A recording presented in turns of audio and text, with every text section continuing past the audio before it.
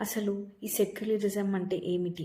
Hindus Christian పూజించొచ్చు, హిందువులు అల్లాని పూజించొచ్చు అని అంటున్నారు.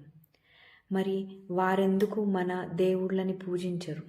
గోవును తిన్నవారిని మొక్కినా కొలిచినా చాలా పాపమే కదా. మీ పితృదేవతలకు కూడా విముక్తి కలగదని శాస్త్రాలు చెబుతున్నాయి.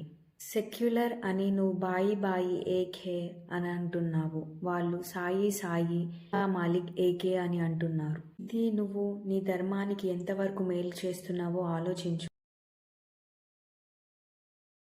సాయిబాబా నాన్ వెజ్ తిన్నారు అంటున్నారు.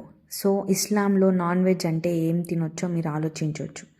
ఇక్కడ సాయి సచ్చరిత్రం బుక్లో కుక్కలు నాకిన నాన్ వెజ్ ఫుడ్ కూడా ప్రసాదాలుగా ఇచ్చేవాడట. ఇప్పుడు మన సాయిబాబా మిరాకిల్స్ ఏంటో చూద్దాం రండి. ఒకవేళ సాయిబాబా అతని బాడీ పార్ట్స్ అండ్ ఇంటెస్టైన్స్ వేరు చేసి ఉంటే బ్రిటిషర్లు రూల్ చేసే టైంలో వారి బుక్కులలో రాసేవారు, కానీ అది ఎక్కడా మెన్షన్ చేయబడలేదు. యోగాను సాధన చేసిన వారి పేర్లు ఇక్కడ ఉన్నాయి. వారి బుక్కులు కూడా మనకి మార్కెట్లో అవైలబుల్గా ఉంటాయి. నన్ను అడిగితే సెక్యులర్ కంట్రీ అంటే కేరళలో వీధికి 3 కౌ బీఫ్ షాపులు, చార్మినార్లో ఓపెన్గా అమ్మే బీఫ్ షాపులు, ఆంధ్రాలో చిన్న చిన్న ఆవులను కొట్టి కట్టేసి తీసుకువెళ్ళే క్రిస్టియన్స్, ముస్లిమ్స్. హిందువులు ఫస్ట్ మీరు అంత స్నేహం సెక్యులరిజం ఒల్కబోయాలి అంటే ఈ ఫుడ్ కల్తీలు, ఆవులను చంపడాలు, లవ్ జిహాదులు ఇవన్నీ ఏంటో అడగండి.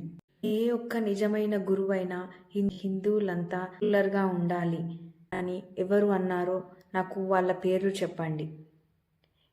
గాంధీజీ, నెహ్రూ మరియు సాయిబాబా వాళ్ళు కాకుండా ఇంకెవరన్నా గురువులు అలా అన్నారా సెక్యులర్గా ఉండండి, అందరూ కలిసి ఉండండి అని?